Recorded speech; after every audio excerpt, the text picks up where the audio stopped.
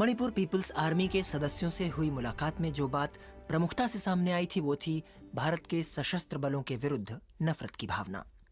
इस आर्मी के लेफ्टिनेंट कॉन्सुन थोइहन ने दावा किया था कि मणिपुर में हर 18 व्यक्ति पर भारतीय सेना का एक जवान तैनात है। मैं इसकी पुष्टि तो कहीं से नहीं कर सका, मगर सशस्त्र बलों पर लगने वाले मानवाधिकार हनन या आम लोगों की हत्याओं जैसे आरोप मैंने रखे सीमा सुरक्षा बल के पूर्व महानिदेशक प्रकाश सिंह के सामने। आतंकवादी संगठन हमेशा सशस्त्र बलों को डिमोरलाइज करना चाहते हैं और इस तरह के आरोप लगाते हैं और हमारे सिपाहियों को, जवानों को ख़ास तौर से मानवाधिकारों के बारे में काफ़ी उनको संवेदनशील बना दिया गया है। बल्कि कुछ लोग तो यहाँ तक कहते हैं कि इतना संवेदनशील हो गए हैं वो उनकी ऑपरेशनल एफिशिएंसी कम हो गई है। और यदा कदा देखिए जाति की घटनाएं हो जाती हैं, जब खून खराबा हो रहा है, आपके ऊपर गोली चल रही है, आपके जवान मारे जाते हैं, आपके अफसर मारे जाते हैं, तो उस समय एक आवेश में, एक आक्रोश में, कुछ प्रतिक्रिया में जाती हो सकती है।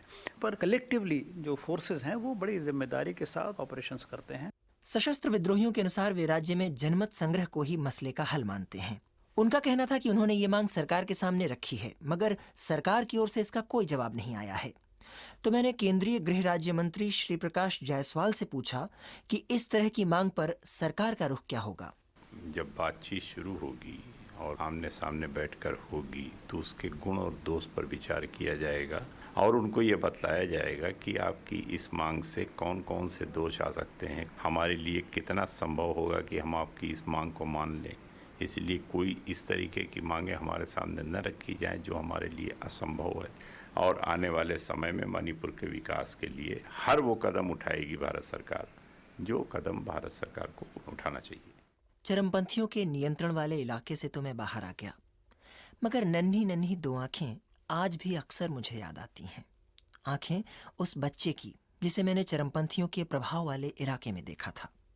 मैं था तरह तरह के हथियार उठाए अलगाववादियों के बीच, और अपनी बहन की उंगली पकड़े वो बच्चा घर के दरवाजे पर खड़ा सामने से गुजरते उन सशस्त्र लोगों और मुझे बड़े ही ध्यान से देख रहा था। मेरी मुलाकात जब सामाजिक मानवशास्त्री विजय लक्ष्मी ब्रारा से हुई तो मैंने उनसे पूछा कि इस तरह के अशांत क्षेत्र में रहने का बच्चों पर क्या असर हो रहा है।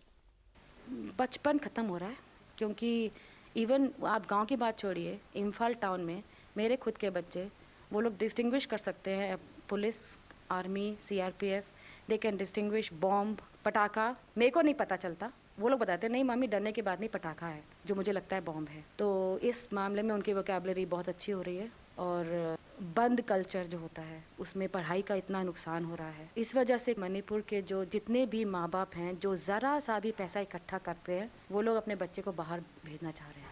अब पढ़ लिख के अगर आप वापस आओ तो आप समाज चेंज कर सकते हो ना, पर पढ़ लिख के जो भी पढ़ लिख के बाहर जा रहा है वापस नहीं आ रहा। इसी बात पर सोच विचार के साथ मैं मणिपुर से वापस लौटा। राज्य में वापस नहीं लौट रहे हैं युवक, मगर मेरी इस सोच को जैसे एक और दिशा मिलनी थी। दिल्ली में हुई मेरी मुलाकात पढ़े लिखे एक ऐसे युवक से जो चाह कर भी अपनी जमीन पर नहीं लौट पा रहा है। वजह एक बार फिर हिंसा, मगर इस बार राज्य बदल गया था। स्वर्ग जैसा आभास देने वाला राज्य जम्मू कश्मीर। दिल्ली में रहने को मजबूर मगर वापस जाने की इच्छा रखने वाले कश्मीरी पंडितों की आवाज में से एक आवाज थी ये।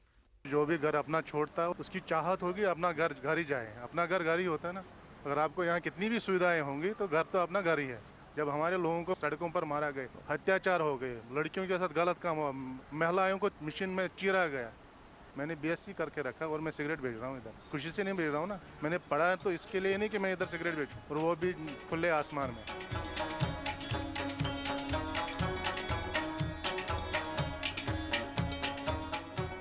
एक समय था जब लोग कश्मीर जाने के लिए दूर दूर से आते थे, मगर धीरे धीरे तस्वीर बदली और एक आम भारतीय भी आज कश्मीर के सौंदर्य के साथ ही जुड़ा महसूस कर रहा है, आतंक भी।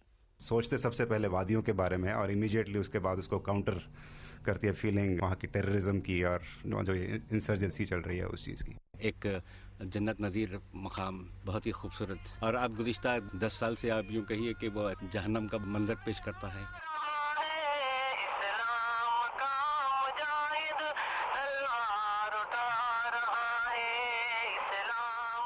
क्या है वहां चरमपंथियों की सोच?